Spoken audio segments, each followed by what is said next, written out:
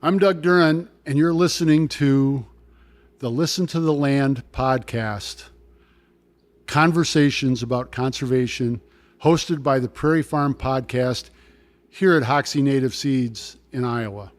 I am excited about doing this podcast because I've had a lot of requests and a lot of suggestions, I guess, to do a podcast of my own. And I used to think that if I had a podcast that I would call it, what was I talking about? As I tend to kind of forget what I'm talking about. So that may come up where maybe that's the third or the second subtitle or something. But I'm excited to do this because I have a few things to say, and I have been on a lot of podcasts, and that seems to have been enough in the past. But I've had such a great experience here at Hoxie Seed and such great admiration for Carroll Hoxbergen,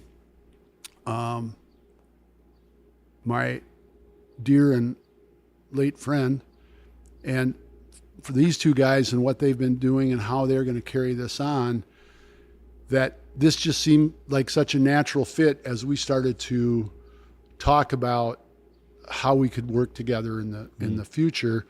And so we hope to be doing this. We plan to be doing this quarterly. So whatever that is, once every 3 months, we'll release one. And maybe it'll be more. I don't think it'll be less. And, Nick and Kent will be here with me, bringing their expertise and sense of humor to all of this. And I hope that we can provide another component to the conversations that they've already started. I'm happy to talk about, we have some subjects we'll talk about today, essentially introducing the podcast, but I hope that we can touch on some of the subjects that people wanted to know more about. There will be a lot of philosophy. There will be some suggestions. There will be some comfortable and uncomfortable conversations. And one of the things that I would like from you as the audience is to contact us if you have any subjects that you'd like to hear about, questions that you have, and we'll try to get to them. So, welcome. Something I want to add about this is we always enjoy hanging out with you, and the more time we get to spend with you, you're known as like the CWD guy for people don't, or maybe people know you as the whitetail guy. But whether it's been cool. Whether you want to be or not. Yeah, that's an interesting thing. So people have you on their podcast to talk about these specific things, but the more I've gotten to know, he's like, man, Doug's got so much to share. And when you're on someone else's podcast, you just don't always get the chance. You kind of talk about what they want to talk about. So I'm excited for that, for more of the your already listeners and audience, and then any of ours that haven't heard you, which I think most of them probably have. But yeah, get to know better. There's a lot of layers to Doug Duren. Absolutely. Yeah, they're shallow layers, but they're layers. But there's a lot of them. I if I was going to summarize my outlook on things, I am wider than I am deep. I'm one of those, I think people call a jack of all trades and master of none, but I do think that because of just sort of my nature, I'm easily interested in something. And some things I know more about and others I don't. One theme through all of this, and if you've paid attention to me, that I don't pretend to be an expert. I am more of a philosopher, and part of what I can do is provide experience. I'm 66 years old. I've had some experience and perspective on issues, and chronic wasting disease is one of them. And I'm happy to talk about that, and I'm sure we will in one of the podcasts. Part of the reason I'm here in what is the name of this town? Well, you're outside of Linville. We're out in Linville, Iowa. Oh yeah, booming metropolis. I'm on my way to a CWD event in Jefferson City, Missouri, where I'll be speaking tomorrow night of course you won't hear this before then, as a part of an event for the Missouri Department of Conservation, Missouri Department of Conservation, and a couple of their conservation groups down there. And I'm so excited to learn about what they've been doing with CWD and how that's been going for them, and then encourage them to, stay after it. Unfortunately, in Wisconsin, we gave up. And, consequently, we can have a real conversation about what happens when you give up. Yeah. What do you mean by give up? Like the problem became so huge that you decided we can't keep doing this, or was it more of like people kind of started denying there was a problem? What does it mean to give up? Well, Nick, we're going to spend the whole podcast talking about this. No, I will say this, that our Wisconsin Department of Natural Resources had a good plan. The implementation of it maybe wasn't as good, but they were, remember, you wouldn't know this, but Ken certainly would, that we had a good program. We had a good way of controlling population, which is how you control disease. And about 10 years into that, it became political. And so rather than following the science and doing science-based management, which is what the North American model of wildlife conservation that hunters like to pound their chests about, rather than following that, it was actually hunters who put political pressure on the legislature and the governor to stop the population and disease management programs. Why? So when I say we gave up, I didn't. Right. And a lot of people I know didn't. In fact, we continued it to try to try to do the best thing for the resource, and it was fairly obvious to me that we were headed in the right direction with what we were doing. Well, usually something gets political because some party is motivated to keep control or power or money. So what do the hunters have to gain? Why are they putting pressure on legislators to not do that? Some of the hunters, I guess. The biggest management tool, the best management tool there is for controlling white-tailed deer population. And when you control population, you're also controlling disease, right? Mm-hmm. If you've got a lot of deer and there's a communicable disease, it spreads through them more easily. Whereas if you kill more and they're spread out a little bit more, it's going to slow down. It's the only tool that we have because it's always fatal and it doesn't. Yeah, it's not going to go away. Yeah. The tool was earn a buck, which required a hunter to kill a doe before they could kill a buck. And it was a particularly good way of controlling population. Hunters in Wisconsin, especially southwest Wisconsin, had been spoiled. Now, I'm just going to speak frankly about this. Because we were in excess of 65 or 70 deer per square mile of habitat. When a gun hunter would go out and 85% of the area is habitat, at least my county and surrounding areas. You've seen it. Yep.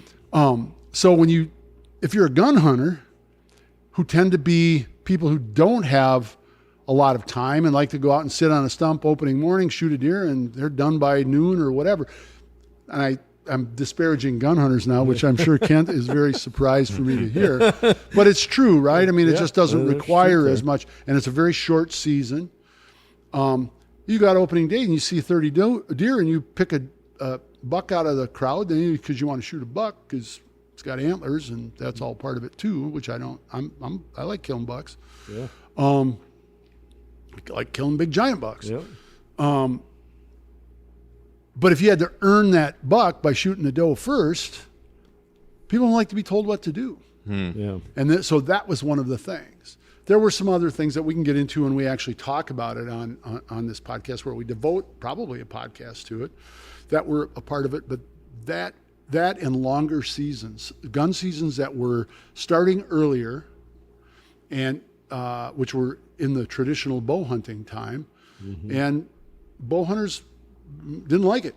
They didn't like that gun hunters were out hunting during what they saw as their bow hunting time. And what's odd about that to me is that 95% of the land in the area that we're talking about in southwest Wisconsin is privately owned. If you don't want to have a gun hunter on your land, then don't have a gun hunter on your land. I am now at the point where I'm advocating for when September 15th comes around and deer hunting starts, I should be able to go out on my land with a rifle if I want to. And that is controversial. Oh, yeah. But when I said that, a member of the bow hunting community said, well, you act like you own a deer. And I'm like, I'm not the guy who's trying to restrict people's hunting rights and hunting opportunities. I'm trying to encourage it. When we start talking about sharing the land, that's a part of it too. Yep. Right? If a landowner wants to remove a bunch of deer from his property, how do you decide who's going to get the opportunity to do that? I can tell you this as a deer hunter who killed a bunch of deer. I don't like killing more than 1 or 2 deer a year because it turns into a real project. Yeah, that's right. I shot 7 does one day. One afternoon. One afternoon and just piled them up. And then I went out and gutted them all and put them in the back of a truck, and I kept 2 of them and I hauled the other 5 to them. I was like, this is a job. Yeah. And so What percentage of the deer are coming back with CWD? in my township, over 40%. Wow. South of me, it's a little less than that, but also south of me, it has been, CWD has been there for more than, almost 2 decades, in some places more than 2 decades. So now they are starting to see the results of not controlling the disease. And suddenly they've got population issues. And a higher percentage of bucks are positive. 50% of bucks, more than 50% of the bucks that we kill are positive. Do they pass it on if they to like when they breed? Are they passing? Are you asking if chronic waste disease is a STD, Nicholas?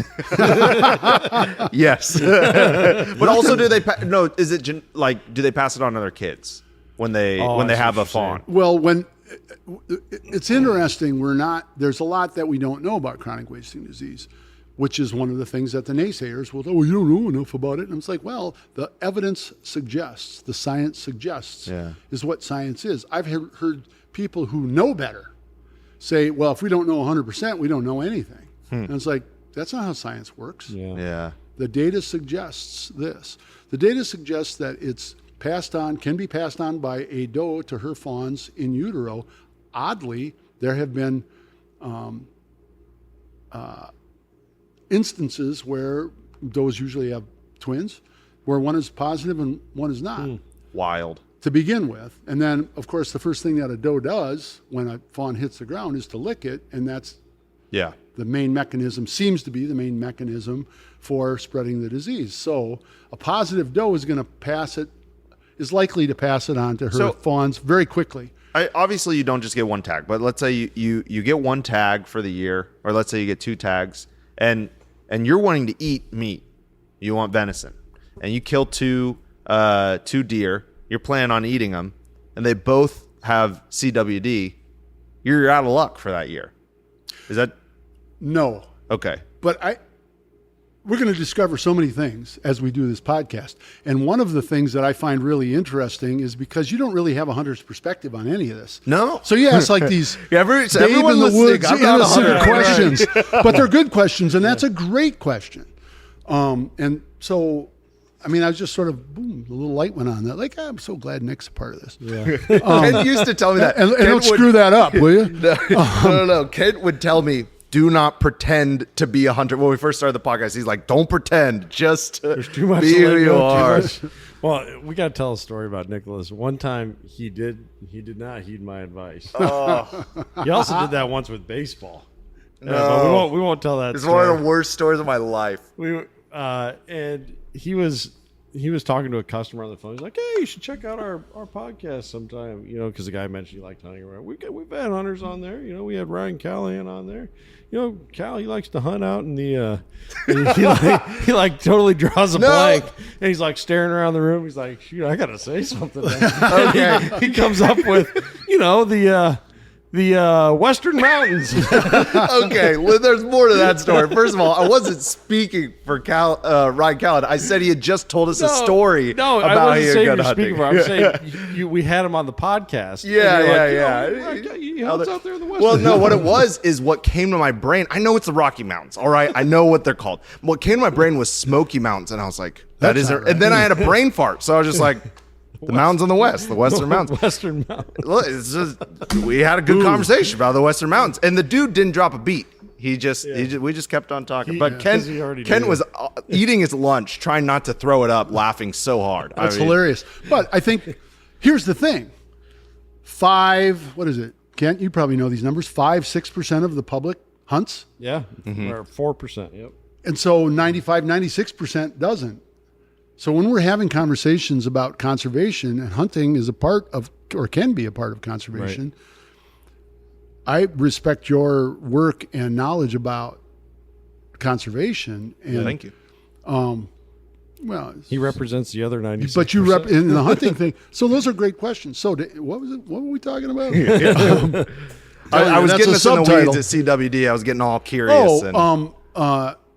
So do you get a new tag then? In Wisconsin, yeah, actually. So I'll say a couple of things. The first one is there has never been a proven link between eating positive meat from a CWD positive deer and then somehow contracting Creutzfeldt-Jakob's disease, which is the same variant that we get. It's the same disease that we get. It's a prion-based disease. Is it deadly? My God. What's that? Is it deadly? Always. Oh, man. So Kent, would you eat it? CWD? Tested positive.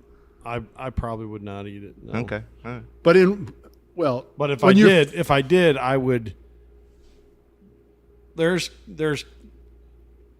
pesticides that I encounter on from time to time that I would lose more sleep over if, like, let's say I got splashed in the face or something. Yeah.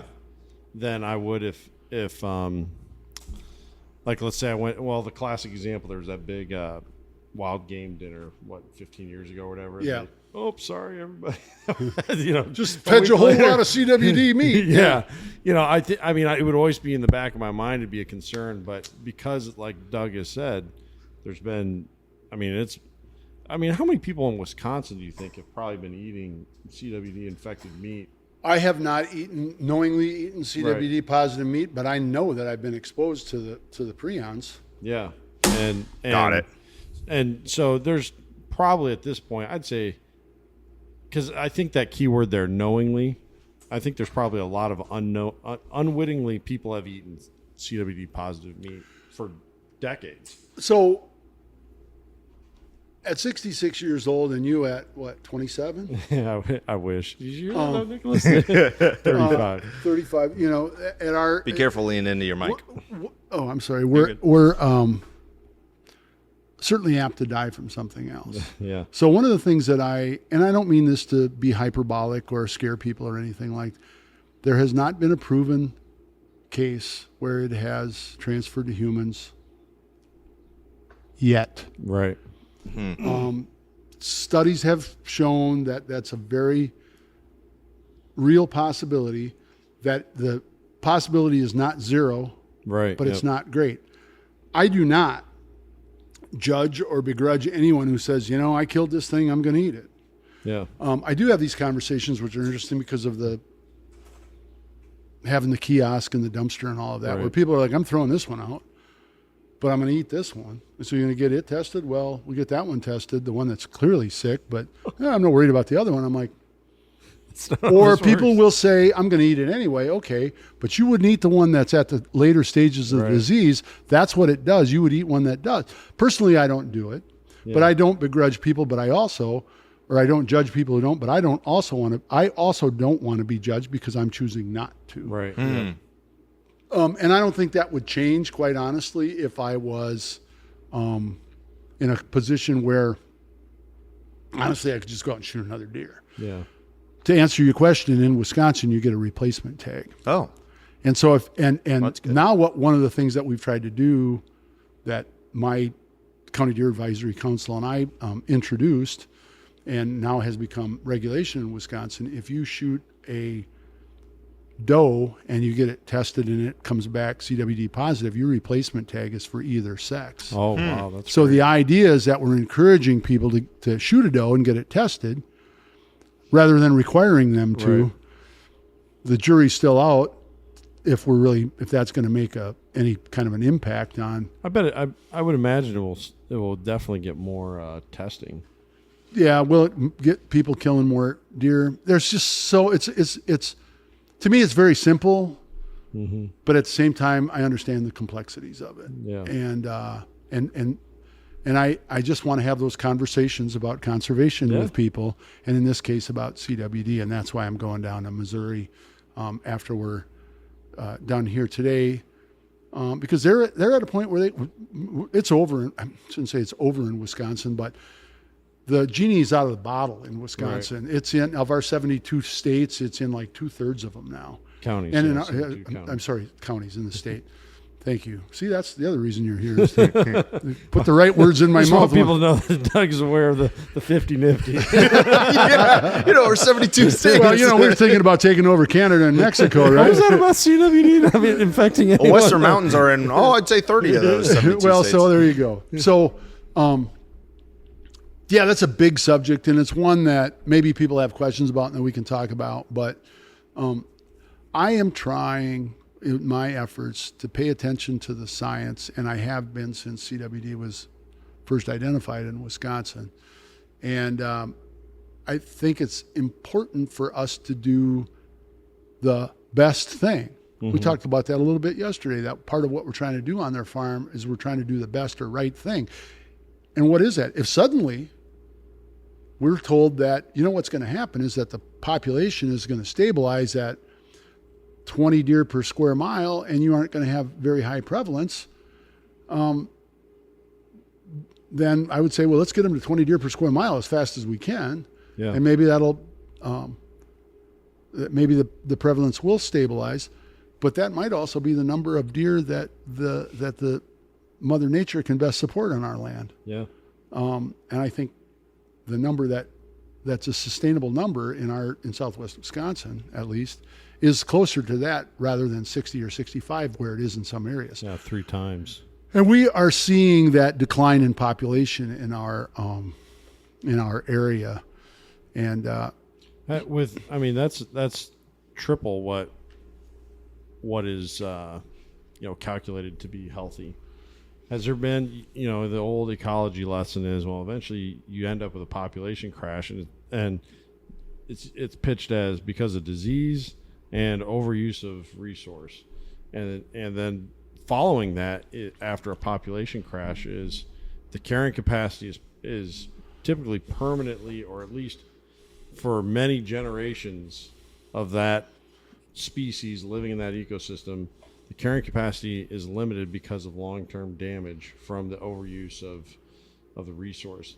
Ecosystem. Yeah, the rest of the members of the biotic community have suffered, and now it's their time to maybe get back a little bit. Yeah. So has that level of effect? So on the biotic community level, has that been started to be noticed because of such a heavy deer population? Oh yeah, I mean it's one of the biggest conservation efforts I'm involved with on our property is the regeneration of red and white oak, and it's virtually impossible, certainly very difficult if you are sort of typical planting of oak trees in a row. It used to be that the method was you would plant a row of white pines and then a row of white oaks or red oaks, and those white pines would make the oaks grow tall and straight and be good timber value. Yeah. But what it also does is provides cover to the deer who walk right down those rows and chew them off. So if you're not tubing them or whatever. So, so much of what has been done in conservation methods over the years seemed like the right thing at the time, right? Yeah. And it worked in the 70s and 80s to plant like that, but then we had this deer population. I'll show you this when you're on the farm the next time. We have a 14-acre white pine plantation that doesn't have an oak in it. It's supposed to be every other row. There's not an oak in it. Wow. And we sprayed deer guard. We did all of these things, and we liberally used the best deer repellent there is, which is a small piece of copper at a very high velocity. And we kill an amazing amount of deer, to the point where there's people in the area who think that what I'm doing is detrimental to, not to conservation or what's best for because they don't really look at it like that. Well, it's hurting their deer hunt. Right. And so if you have a focus that I have this property to go deer hunting, or all I'm interested in doing outside is to go deer hunting, well, you want to see all the deer that you can. But we know And certainly science has showed us that that is not doing the best thing for the biotic community. And as old Eldo said, a thing is right when it tends to preserve the beauty, integrity, and stability of the biotic community, and it tends to be wrong when it does not. Yeah. And so that's my motivation in all of this, right? As we've talked about a little bit in the past, and we can talk about more, our farm has a lot of woodlands because of my family. When they first bought that property, it was for the woods because they were lumbermen. And we still have over 240 acres of woods. And to try to regenerate that, here's an interesting thing about whitetail deer. They love native species. Yeah. And they're browsers, right? Or they're generalists. There's another word for it that I heard recently, and I forget what it is. But I always said they were browsers, and that's not exactly right. The guy who I just interviewed gave us that term. Dr. Mark Turner, Yeah. yes. And I even wrote a blog about it, and I can't remember what it was. See, this is how much I like your podcast. I learn things, I listen to it, and I learn things from it, and I don't even remember where the hell I heard it. But it's like, so there's this, kind of consciousness. There's a term for it. Somebody look that up and get back to us. It's like super. It's something selective. Yeah, it sounded a little woo-wooey, honestly. Selectivore or something. Yeah, like that. and but they need to browse, and they will not, or they will not eat or don't prefer things like autumn olive, multiflora rose, honeysuckle. Yeah, the things that dominate the that are dominating the landscape. But what they will eat are viburnums and chokecherries and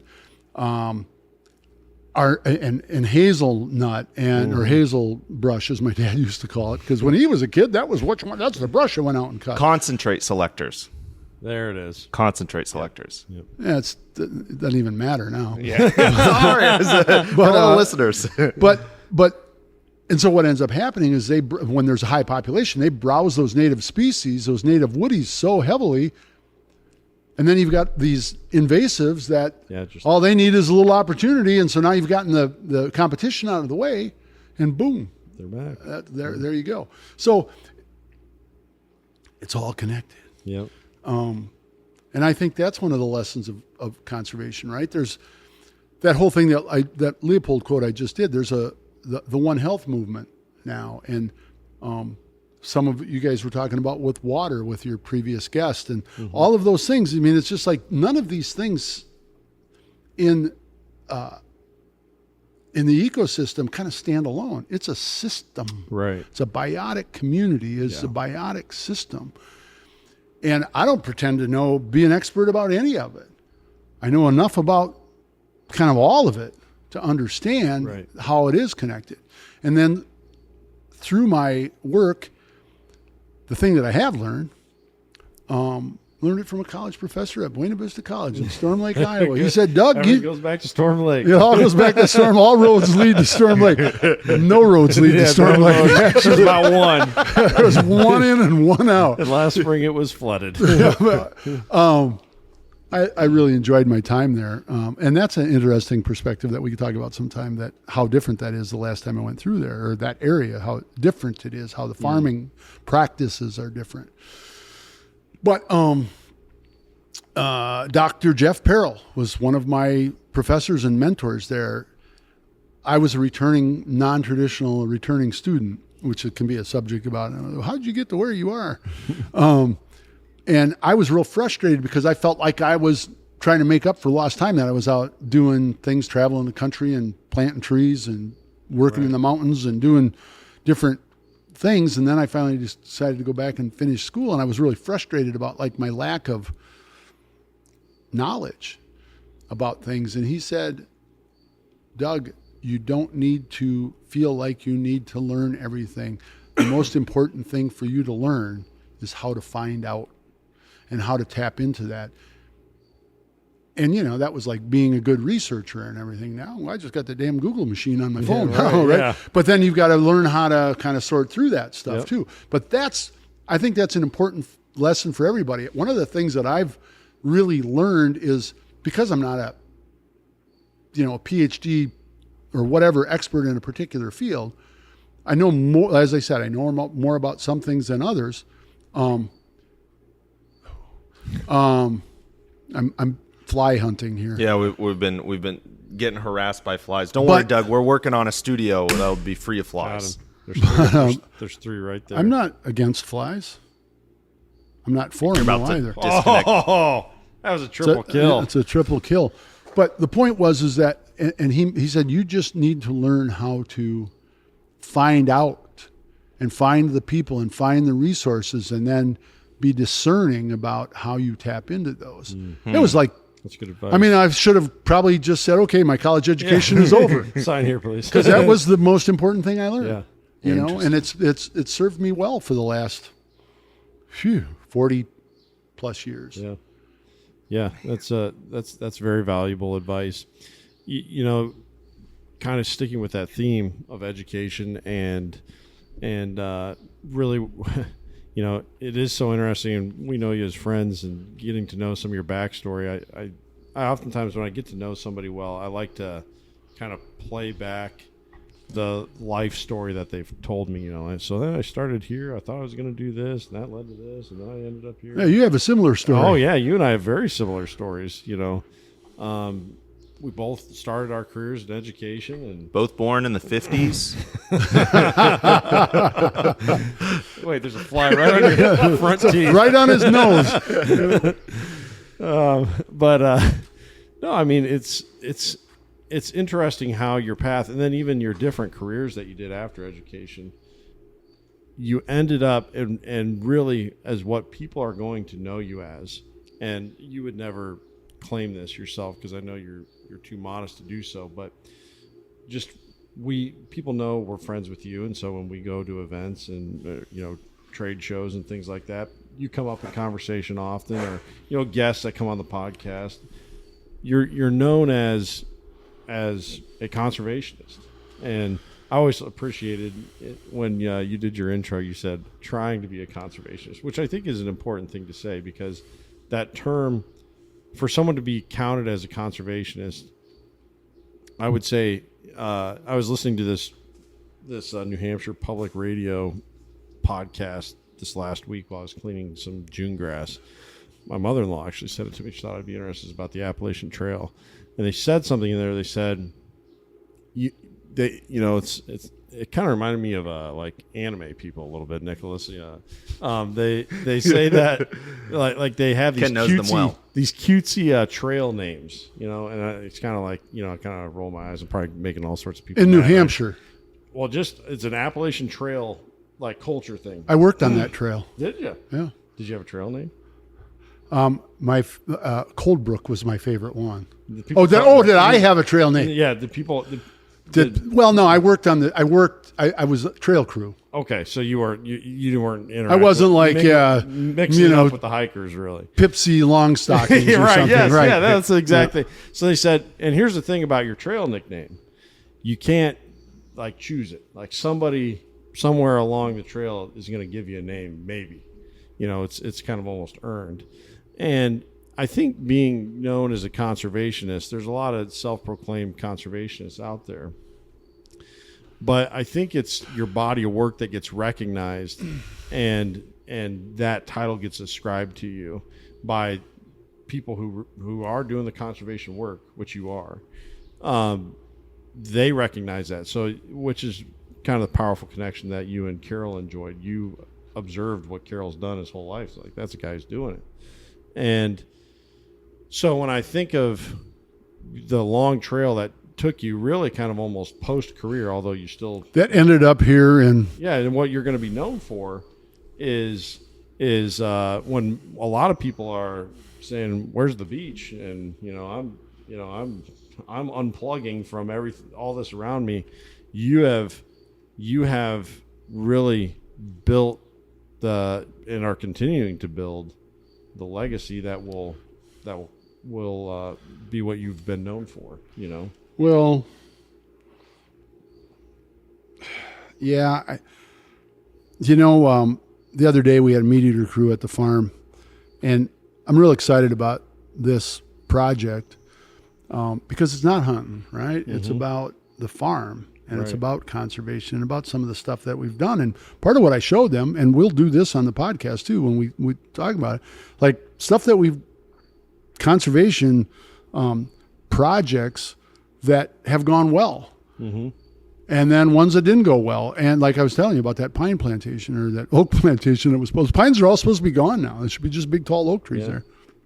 And then the challenges and all of that, it's a constant process. Yes. It's a never ending thing.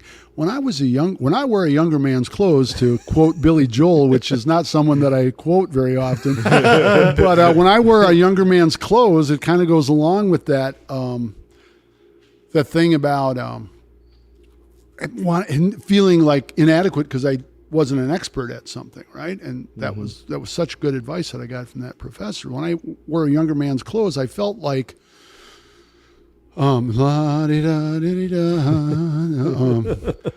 there's a story of why that's in my head. But I also it wasn't. I thought you get to a point and then you're done. I mean, I don't want to start talking about the previous administration, like my friend John calls his ex-wife, and I used to describe mine. But the previous administration, I mean, come on, you gotta like that, and I gotta give that up to my buddy, brother John. That's funny. I mean, one of the things that I took from that relationship was, I was like, are you going to be happy now? I mean, like, are we done with all of this? And she goes, no. And I really learned that, I think everybody learns this eventually, or at least I think thinking people do, that it's not, you're not trying to get to the station because the station is you're dead, right? Yeah. Right. I mean, it's the journey along the way and the things that you're doing. And we were shooting with this crew the other night, and as they were saying goodbye, this is funny, you guys all get to meet my dog Mark eventually. They were all spending more time saying goodbye to Mark than they were me. But and they were like a very nice dog. Yeah, well, he's charming. He really is. You know, the only person who's not as charmed by him as everyone else is Steve Ranella. And, you know, I love Steve, but you know, his commentary on dogs though is pretty funny. Anyway. They said something about keep up the good work or something like that as we were parting. And as I waved, I said something that I say often. And I would challenge everyone else to do this too. I'm doing what I can where I'm at with what I've got. And I think when you start thinking about wanting to do things, to be good in conservation and do good things, that's it. Lindsay, our dear friend, talks about doing the work, man. And if there's somebody who does the work, she's it, right? But doing the work of conservation doesn't mean like you have to be, I don't know, like Ryan Callahan and saving the world. What a guy! He really is. I mean, he's there's no one I admire more than Ryan Callahan in all of this. That's strong words. Do what you can with what you've got where you're at. We were talking yesterday, and in fact I was listening to our conversation as I was driving out here this morning. You were talking about the 5,000 square foot prairie that you did, and you're like kind of analyzing it, and well, I probably should have killed it for longer, had it covered for longer and all of that. But what a great thing, that 5,000 square foot, which is the size of eighth of an acre, basically. Eighth of an acre. It's a lawn. But rather than having lawn, you've put it in prairie, and you were talking about how there's butterflies and bees and all of this and bobwhite quail. That is a great example of doing what you can with what you've got where you're at. And more of that, please. More of that, please. The philosophical side of this, which we got to be careful with, because that can turn into a never-ending pit where we finally go, what were we talking about again? but I've thought a lot about the symptoms of a culture that is so materialistic and so instant gratification. I want good things, but I don't really want to suffer for them.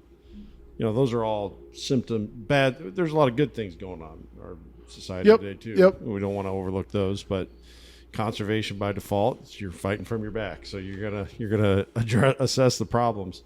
And one that I think has, not because of, a lot of the conservation problems that we've ended up with have been because of ignorance, some cases greed, just bad decisions, bad policy, those things.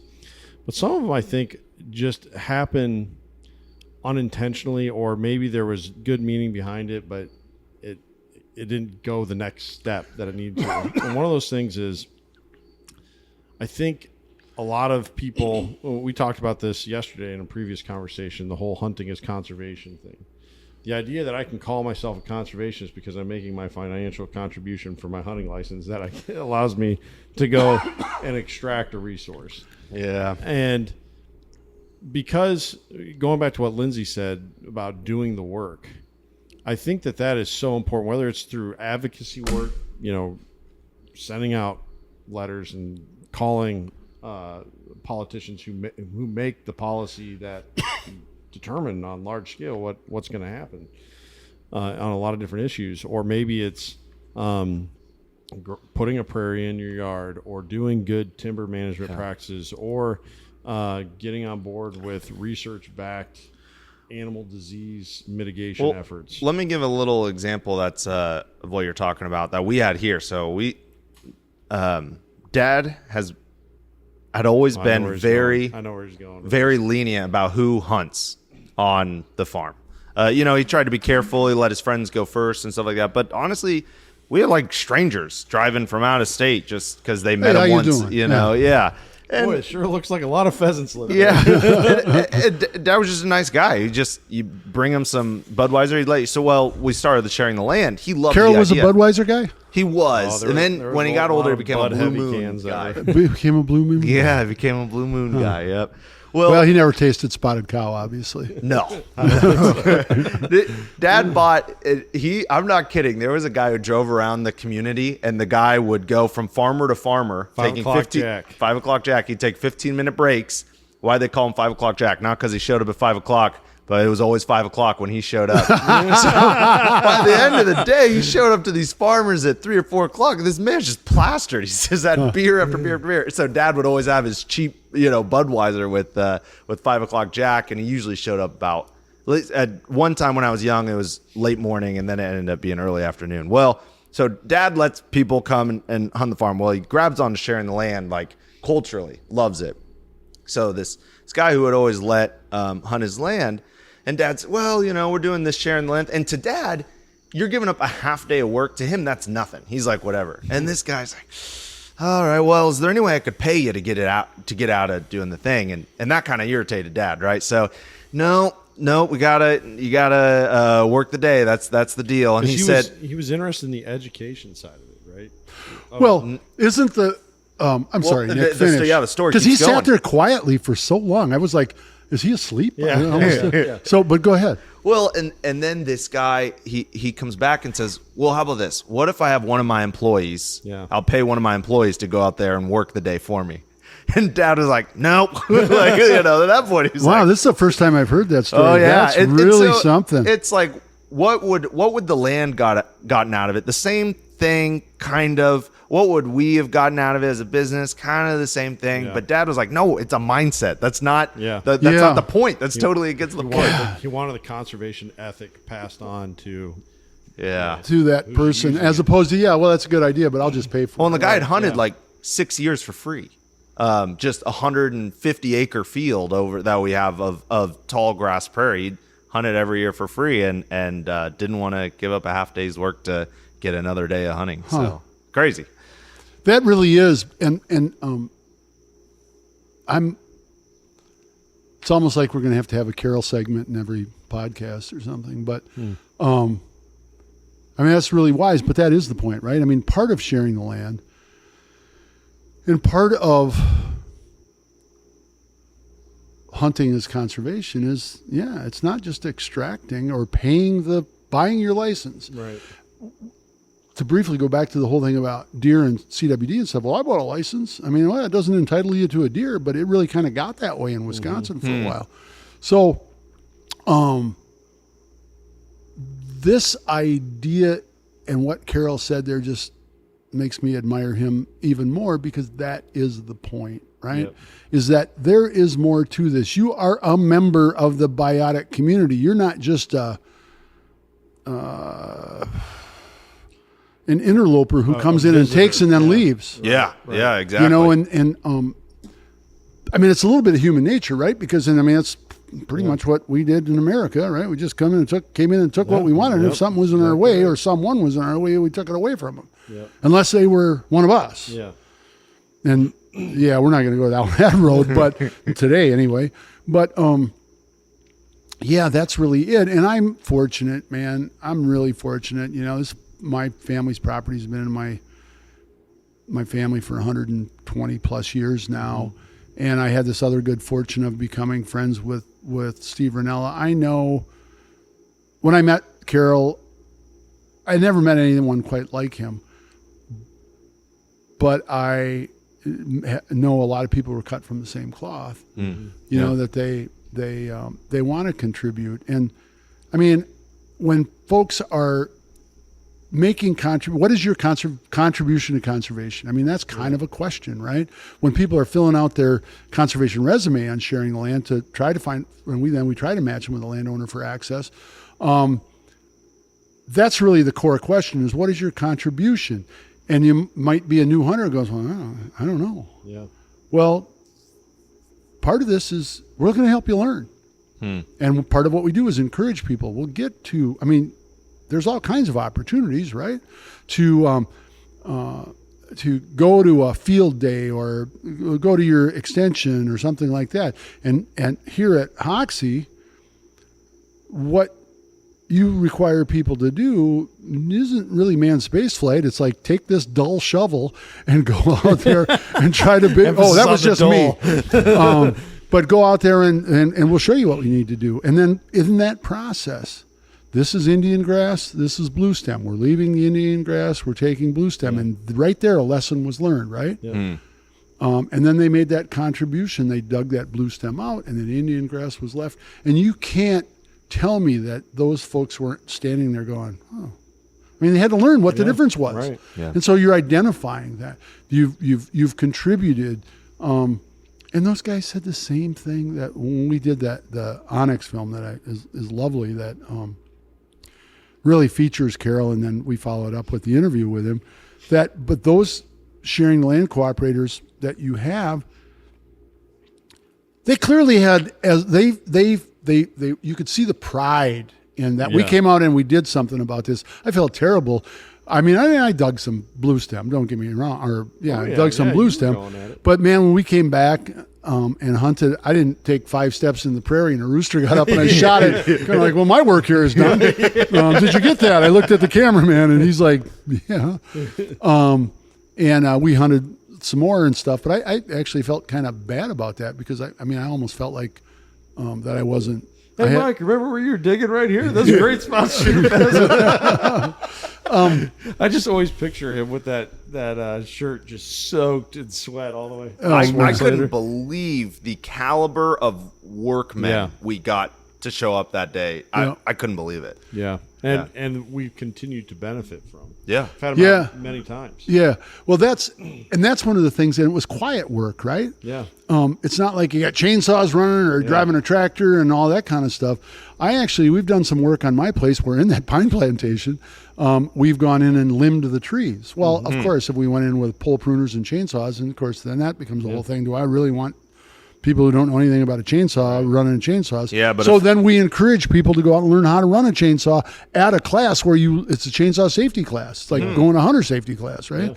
Yeah. Interesting. Anyway, but we're out there and they're doing it with loppers and hand saws and that sort of stuff. And now you got this group of people moving through the pines, and I stood back at a couple of different points and they're all talking.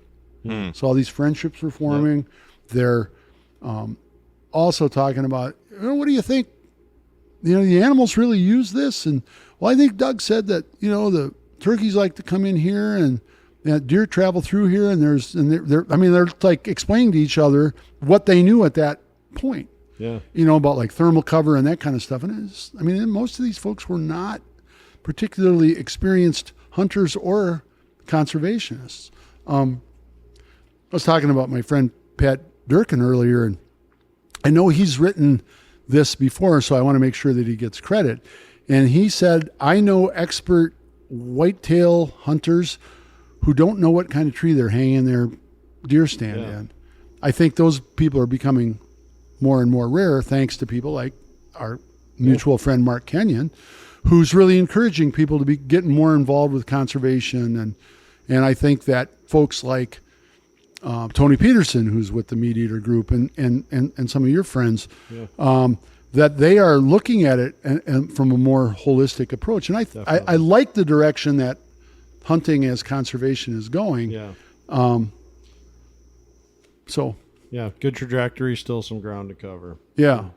We I've been pleased with Got him. The majority of the hunters that I interact with. And I don't know, there's probably some sort of natural vetting that happens if they're talking to me anyway. But you mean they're like, I don't want to be around this guy. I don't care how many pheasants he's got. This is getting weird. Yeah, usually.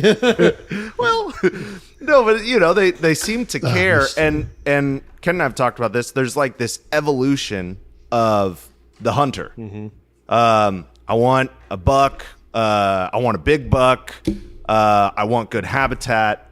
I want to help the next generation. I want good habitat for bucks. Oh, wait, maybe that's not the right goal. I want good habitat for the ecosystem. The ecosystem, and then at some point they start caring about the next generation, start giving back to young hunters. And there seems to be this evolution. Now, what's really cool is it seems that more people are having that evolution younger, sooner. Yeah, and I think that's vitally important. And I think that's a bit of I think that's great because there are people who are older who are recognizing that is the kind of thing that needs to be passed on.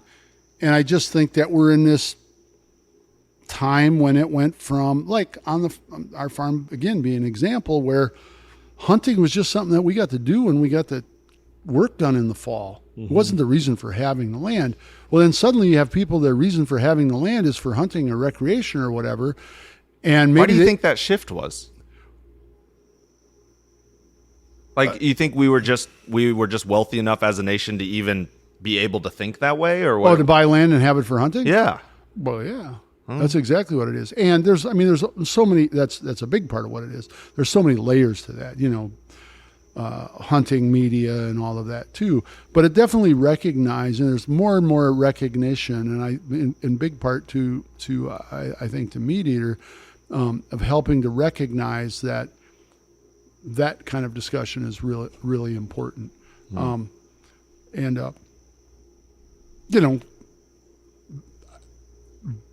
there's a downside of somebody from away, as we call them near me, coming in and buying land only for recreation, because it seems like those folks, first thing they do is put up a no trespassing sign. Yeah. Whether they need it or not. And in Wisconsin, you don't actually need to post. If you're on somebody's land without permission, you are trespassing.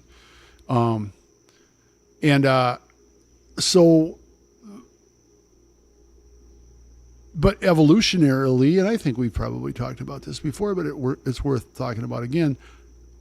I saw things change from these small farms that families were raised on, and that hunting was something you got to do and you got the work done, but the farm was there to be worked, and maybe we were listening to the land, but what people were really doing was living off the land. There's that whole process, living off the land, living on the land, living with the land, listening to the land, all of that kind of stuff.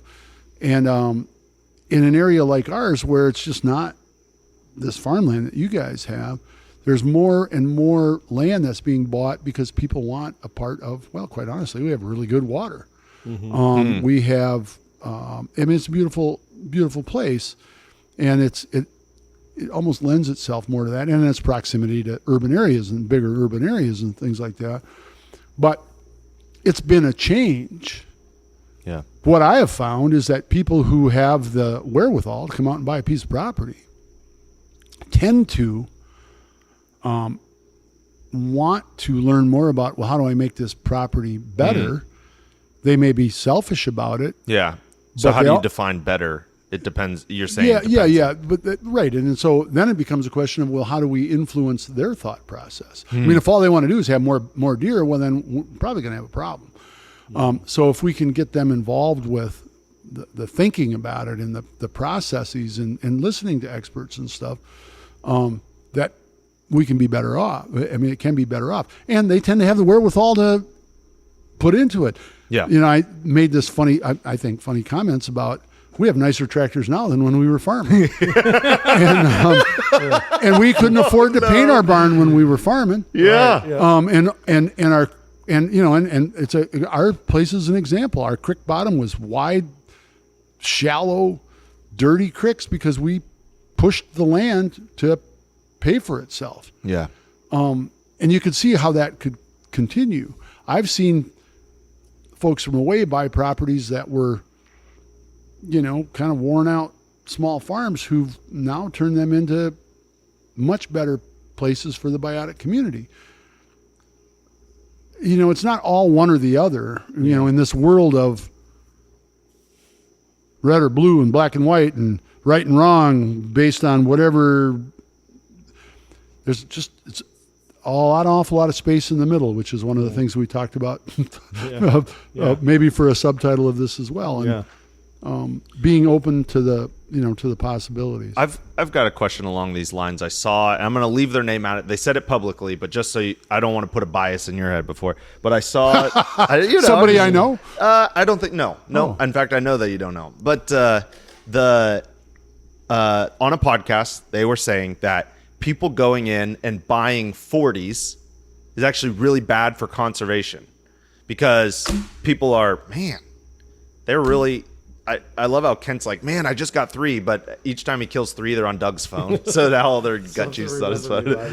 Oh man, look, guys, we're trying to deal with the fly problem by getting a studio. We'll see.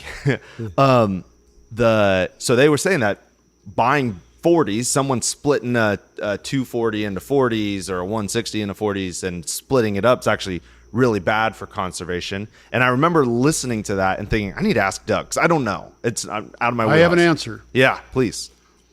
That's called parcelization. So when you're parcelizing land, especially in an area like, again, where I am, where it's kind of my county is 85% deer habitat. A lot of it's farmland, but it's because it's edge and all that. So by breaking, let's say, like if we were going to break up my family's farm, how we could maximize the amount of money, at least just used to be the case, is that we'd break it up into 1040s, put a road through it, and 40 acres is a lot of land to most people. I have 30 acres adjoining our farm that, quite honestly, if we didn't have the farm, that 30 acres would be plenty for me and my wife. We love that little chunk of land. But what that does, parcelization leads to fractionalization of the habitat. And things like, and all of a sudden there's a house there that, or a road there, and that fractionalizes, help me with this one. Fractionalization of the habitat, of the landscape, of travel corridors, of that sort of thing. So now all of a sudden you're creating more islands. So in a bigger sense, the connectivity of an area is threatened by that sort of thing. Obviously there are some big cons to doing that, but like, I know what Kent gets paid. He can't buy a 400, but most people. Neither can I, by the way. I mean, there's no way. It's related to this. In the late 1970s, early 1980s, when I was coming of age, I could have bought our farm.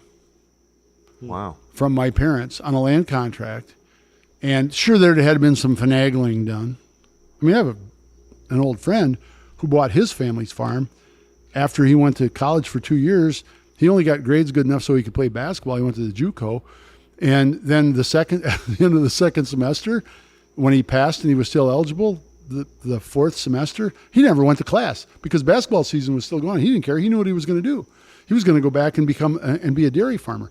And during the 1980s, he bought his parents' farm on a land contract, and he bought property adjoining him, 2 farms adjoining him, and though that land paid for itself, and it appreciated in an incredible way. Yeah. Wow. All right. So, I mean, $250, $300 an acre, that land is now worth $12,500, $15,000 an acre.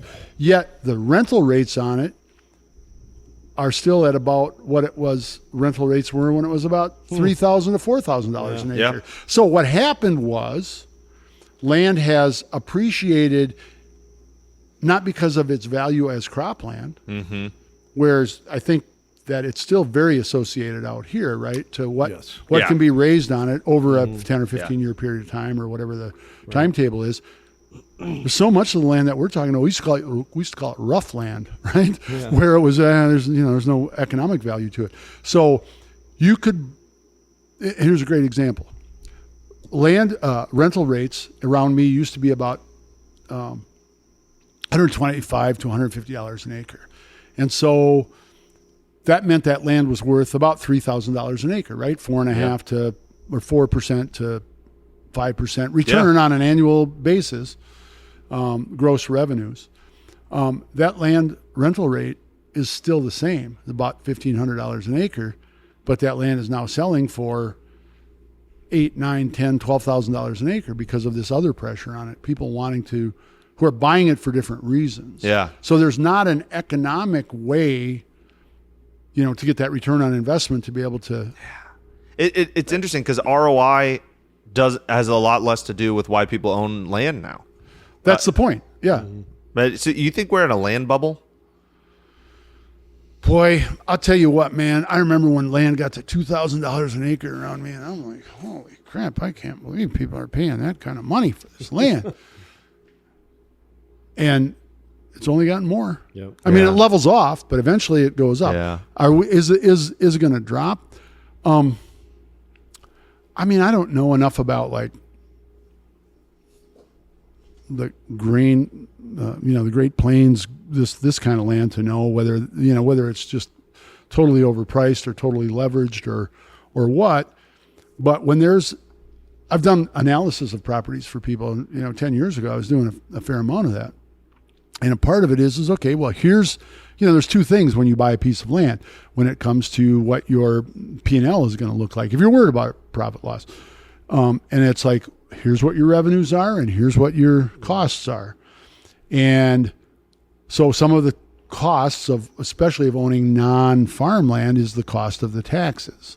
So because the property taxes, oddly enough, on the non-productive land is extremely, in Wisconsin at least, extremely higher than the cost of the farmland. Because there's a tax burden that has to be paid by somebody, and then it comes down to, well, who's got the strongest lobby? And I mean, we know what the biggest lobby in the state of Iowa is, and quite honestly, it's the same in Wisconsin. And it's not the Woodland Owners Association. Right, yeah. Oh, and I'll let you figure out who it is from there, folks. I'm trying to stay alive. We don't need to say their name. No. Yeah. But I mean, there's like some powerful entities in Iowa that want things to stay how they are. And right. And benefit from them staying. And benefit from it. And then act like they somehow are the paragon of virtue that they're not. There's just so much to all of this, right? And I mean, we're not providing a whole lot of facts here, right? It's like, well, Doug's not an expert about. Well, I'm not. Oh man, Doug, I won't lie. This has been awesome, and we really appreciate having you. For everyone listening, this is a taste of what we're going to have. We have a lot more topics. We've got lists of topics we want to hear from Doug on and on future episodes. But Doug, thanks so much, and I'm excited about this. It's never felt right before with anybody else, like sure, let's do a podcast, right? And great credit to you guys for, and Carroll. I mean, Carroll's, he's going to be hanging around here with us, Yeah.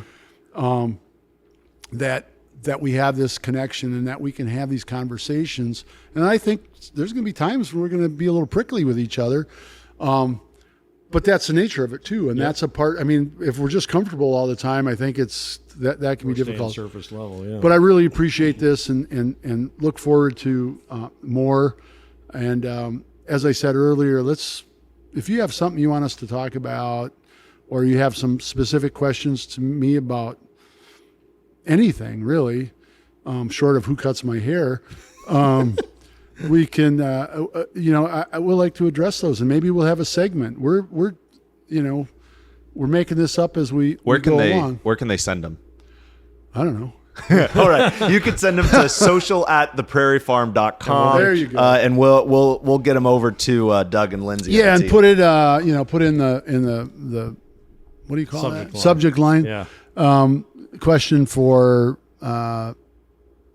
listening to the land, or question for Doug, or a comment. Questions for Doug. Comment. The other thing is comment. Don't be afraid to comment and say, all right, get to the point, or whatever it happens to be. I mean, I've developed some thick skin over the years. I appreciate feedback. So, man, well, we love it, and This just has been great. as you guys all know, this is not my phrase at all, but the mentality driving us today, the mirror we're holding all of our thoughts and ideas up to, is a phrase that Doug Duren came up with, or maybe was given to him from beyond. It's not ours. It's just our turn.